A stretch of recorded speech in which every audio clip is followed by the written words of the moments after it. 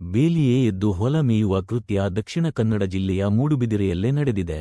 ಪ್ರಿಯ ವೀಕ್ಷಕರೇ, ನೀವು ಇನ್ನೂ ನಮ್ಮ insight news 14 YouTube channel subscribe ಮಾಡಿಲ್ಲವೇ? ಹಾಗಾದರೆ ತಡವೇಕೆ?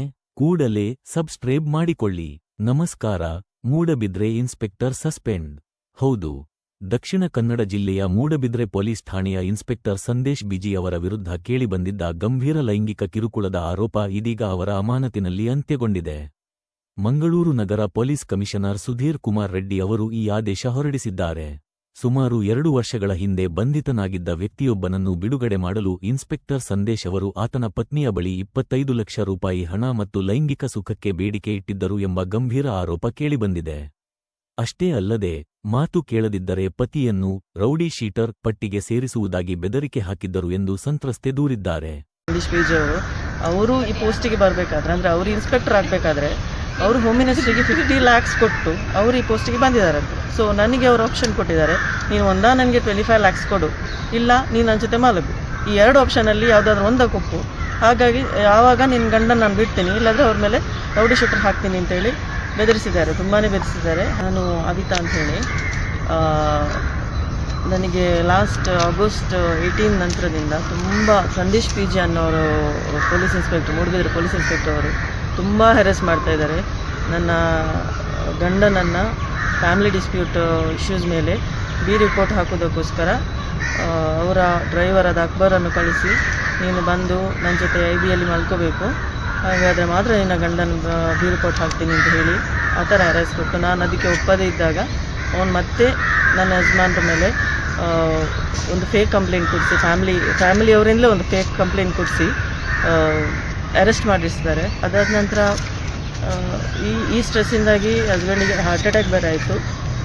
ಆದ ಕಾರಣ ನಾನು ಮತ್ತೆ ಕಮಿಷನರಿಗೆ ಕಾಂಟ್ಯಾಕ್ಟ್ ಮಾಡಿದೆ, ACP ಕಾಂಟ್ಯಾಕ್ಟ್ ಮಾಡಿದೆ, ವಿಮೆನ್ಸ್ ಕಮಿಷನ್, IG, ಈ ಥರ ಮುಖ್ಯಮಂತ್ರಿ ಹಾಗೆ ಹೋಮ್ ಮಿನಿಸ್ಟರ್ ಅವರಂತ ನಾನು ಕಾಂಟ್ಯಾಕ್ಟ್ ಮಾಡಿದೆ. ಎಷ್ಟು ಕಂಪ್ಲೇಂಟ್ ಕೊಟ್ಟರು ಏನೂ ಪ್ರಯೋಜನ ಆಗ್ತಿಲ್ಲ, ನ್ಯಾಯನೇ ಸಿಗ್ತಾಯಿಲ್ಲ. ತುಂಬಾ ಸಫರ್ ಆಗ್ತಾ ಇದ್ದೀವಿ ಲೈಫಲ್ಲಿ. ഇപ്പോൾ ಸಣ್ಣ 2 ಮಕ್ಕಳು ಬೇರೆ ಇದ್ದಾರೆ ನಮಗೆ. ಹಾಗಾಗಿ ಏನು ಮಾಡಿದ್ರು ನಮಗೆ, ಎಲ್ಲೂ ಹೋದರೂ ನಮಗೆ ನ್ಯಾಯನೇ ಸಿಗ್ತಾ ಇಲ್ಲ. ಆಮೇಲೆ ಅವ್ರು ಏನು ಹೇಳಿದ್ರು ಅಂತ ಹೇಳಿದ್ರೆ, ಊರಲ್ಲಿರುವ ಹುಡುಗಿಯರೆಲ್ಲ ನನ್ನ ಜೊತೆ ಇದ್ದಾರೆ, ನನಗೊಂದು 100-200 ಜನ ಹುಡುಗಿಯರ ಪರಿಚಯ ಇದ್ದಾರೆ, ಅವರೆಲ್ಲ ನನ್ನ ಜೊತೆ ಇದ್ದಾರೆ. ಹಾಗಾಗಿ ನೀನು ಸಹ ನನ್ನ ಜೊತೆ ಸೇರು, ನಿನ್ನ ಗಂಡನಿಗೆ ಯಾವೆಲ್ಲ ಹುಡುಗಿಯರು ಬಂದು ಕಂಪ್ಲೇಂಟ್ ಕೊಟ್ಟಿದ್ದಾರೋ ಅವರೆಲ್ಲ ನನ್ನ ಜೊತೆ ಇದ್ದಾರೆ, ಹಾಗಾಗಿ ನೀನು ನನ್ನ ಜೊತೆ ಬಂದುಬಿಡು, ಆವಾಗ ನಿನ್ನ ಗಂಡನಿಗೆ ನಾನು ಪ್ರೊಟೆಕ್ಷನ್ ಕೊಡ್ತೀನಿ, ನಾನೇನು ಮಾಡೋದಿಲ್ಲ, ಅವರನ್ನು ಬಿಟ್ಬಿಡ್ತೀನಿ.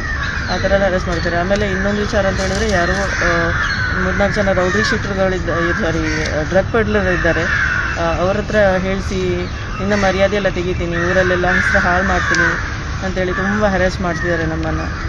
ಏನು ಮಾಡೋದು? ನಮ್ಮ ಮನೆಯಲ್ಲಿ ನಾವಿರೋದೇ 4 ಜನ, ಆದ ಕಾರಣ ನಮ್ಗೆ ತುಂಬ ಕಷ್ಟ ಆಗ್ತಾಯಿದೆ. ಹಸ್ಬೆಂಡ್ ಬೇರೆ ಇವಾಗ ಊರಲ್ಲಿಲ್ಲ, ಅಂದರೆ ಅವ್ರು ಬೇರೆ ನಿಲ್ತಾ ಇದ್ದಾರೆ.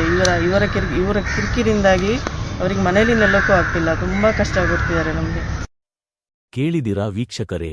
ಆ ಸಂತ್ರಸ್ತ ಮಹಿಳೆಯರ ಮಗಳನ್ನು ಕೂಡ ಕೇಳುತ್ತಿರುವ ಈ ನೀಚ ನಿಜಕ್ಕೂ ಒಬ್ಬ ಕಾನೂನು ರಕ್ಷಕ, ಒಬ್ಬ ಪೊಲೀಸ್ ಇನ್ಸ್ಪೆಕ್ಟರ್ ಎಂಬುದು ನಂಬಲೂ ಆಗುತ್ತಿಲ್ಲ. ಅಪ್ರಾಪ್ತ ಮಕ್ಕಳನ್ನು ಕೂಡ ಇಂತಹ ಪಿಶಾಚಿಗಳು ಬಿಡುವುದಿಲ್ಲ. ಎಂಥ ಬ್ಲಾಕ್ ಮೇಲಿಂಗ್ ಮಾಡುತ್ತಿದ್ದಾನೆ ನೋಡ್ರಿ. ಥೂ, ಇವನ ಜನುಮಕ್ಕೆ.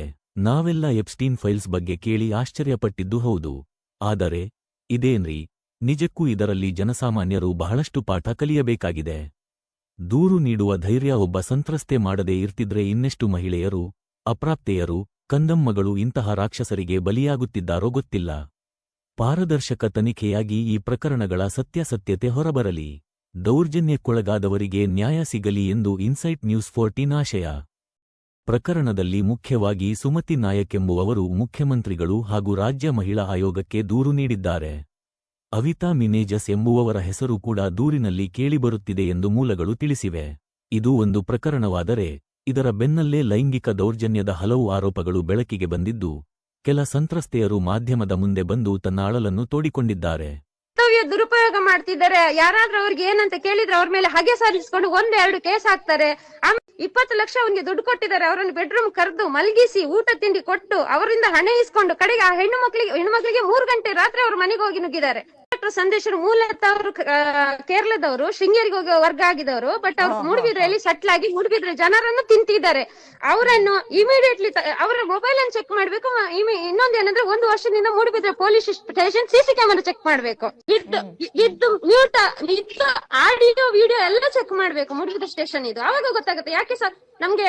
ಸಂತ್ರಸ್ತ ಮಹಿಳೆಯ ಮುಂದಿನ ಪರಿಸ್ಥಿತಿ ಏನು? ದೂರು ನೀಡಿರುವ ಮಹಿಳೆಯರಿಗೆ ಸಂಬಂಧಿಸಿದಂತೆ ಕಾನೂನು ಪ್ರಕ್ರಿಯೆ ಹೀಗಿರುತ್ತದೆ. ಸಾಕ್ಷ್ಯಾಧಾರಗಳ ಪರಿಶೀಲನೆ. ಇನ್ಸ್ಪೆಕ್ಟರ್ ಮಾತನಾಡಿದ್ದಾರೆನ್ನಲಾದ ಆಡಿಯೋ ಮತ್ತು ವಿಡಿಯೋ ತುಣುಕುಗಳು ಈಗ ತನಿಖಾ ತಂಡದ ವಶದಲ್ಲಿವೆ. ಎಲ್ಲಿ ಓದ್ತಿರೋದು? ಎಕ್ಸಲೆಂಟಾ? ಓದ್ತಿದ್ದಾಳೆ ಎಕ್ಸಲೆಂಟ ಇನ್ನೊಂದಂಟ ನಿನ್ ಗೊತ್ತಿದ್ಯಲ್ಲ, ಪೊಲೀಸ್ ಅಲ್ಲ ನೀನು, ಹುಡ್ಕೊಂಡು ಹೋಗು.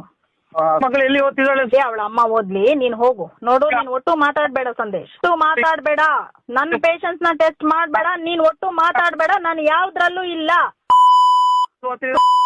ನೀನು ನಿನ್ಗೆ ಕಲ್ಚರ್ ಇಲ್ದವನು ನೀನು. ಏನು ನಿನ್ನ ತಾಯಿಗೆ ಯಾಕೆ ಅದಕ್ಕೆ ಇಷ್ಟು ದಿನ ನೀನ್ ನಮಗ್ ಸುಮ್ಮನೆ ಹಾಕಿದ್ದೀನಂದ್ರೆ ಇನ್ನೊಂದು ಹೆಣ್ಣಿಗೆ ನಾನು ಹೇಳ್ಬಾರ್ದು ಅಂತ. ಎಲ್ಲಿ ಓದ್ತಿದ್ದಾಳೆ? ಮಗನೇ ಮುಚ್ಚು ಬಾಯಿ. ಕಂಡ ಹೆಣ್ಣು ಮಕ್ಕಳ ಹತ್ರ ಎಲ್ಲಿ ನೋಡಿದ್ರು ಕಾರ್ ಅಡ್ಡ ಹಾಕಿ ಹೋಗ ನಾಯಿ ನೀನು. ನನ್ ಹೇಳ್ತೀಯ? ಮಗಳಿಗೆ ಹತ್ತಬೇಕಲ್ಲ. ಹೋಗು. ಅವಳ ಅಲ್ಲ, ಅವಳ ಮೈ ಮುಟ್ಟು ಆಮೇಲೆ ನಿನ್ನ ಬೆನ್ನು ಬುಕಣಿ ಮಾಡ್ಲಿಲ್ಲ ನೋಡು.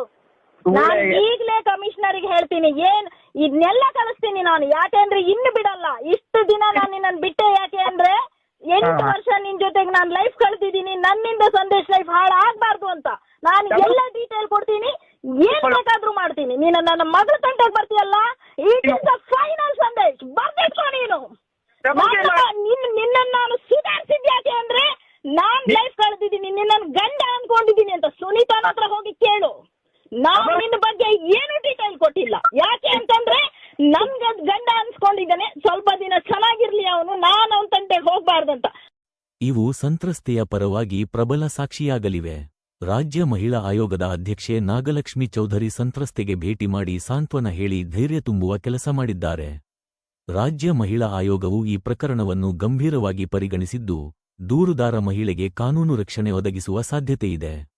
ಇನ್ಸ್ಪೆಕ್ಟರ್ ಪರವಾಗಿ ಕೆಲವರು ಸುಳ್ಳು ದೂರು ಎಂದು ಆರೋಪಿಸುತ್ತಿರುವುದರಿಂದ ಮಹಿಳೆಯು ನ್ಯಾಯಾಲಯದಲ್ಲಿ ತಮ್ಮ ದೂರಿನ ಸತ್ಯಾಸತ್ಯತೆಯನ್ನು ಸಾಬೀತುಪಡಿಸಬೇಕಾಗುತ್ತದೆ. ಒಟ್ಟಿನಲ್ಲಿ ಕಾನೂನು ರಕ್ಷಕನೇ ಭಕ್ಷಕನಾದ ಎಂಬ ಆರೋಪ ಕೇಳಿಬಂದಿರುವುದು ಇಡೀ ಇಲಾಖೆಗೆ ಮುಜುಗರ ತಂದಿದೆ. ಮುಂದಿನ ತನಿಖೆಯಲ್ಲಿ ಸತ್ಯಾಂಶ ಹೊರಬರಬೇಕಿದೆ. ಒಬ್ಬ ತಪ್ಪು ಮಾಡಿದ್ದಾನೆ ಎಂಬ ಕಾರಣಕ್ಕೆ ಇಡೀ ಇಲಾಖೆಗೆ ಕಟಕಟೆಯಲ್ಲಿ ನಿಲ್ಲಿಸುವುದು ತಪ್ಪು. ಆದರೆ ತಪ್ಪು ಮಾಡುವವನು ನಮ್ಮ ಇಲಾಖೆಯವನು ಎಂದು ಅವನಿಗೆ ಬಚಾವ್ ಮಾಡಲು ಹೊರಟರೆ ಅದು ಘೋರ ಅಪರಾಧ. ಇದು ಈ ಹೊತ್ತಿನ ಸುದ್ದಿ. ಮುಂದಿನ ಸುದ್ದಿಗಳನ್ನು ವೀಕ್ಷಿಸಲು ನೋಡ್ತಾ ಇರಿ ಇನ್ಸೈಟ್ ನ್ಯೂಸ್ 14.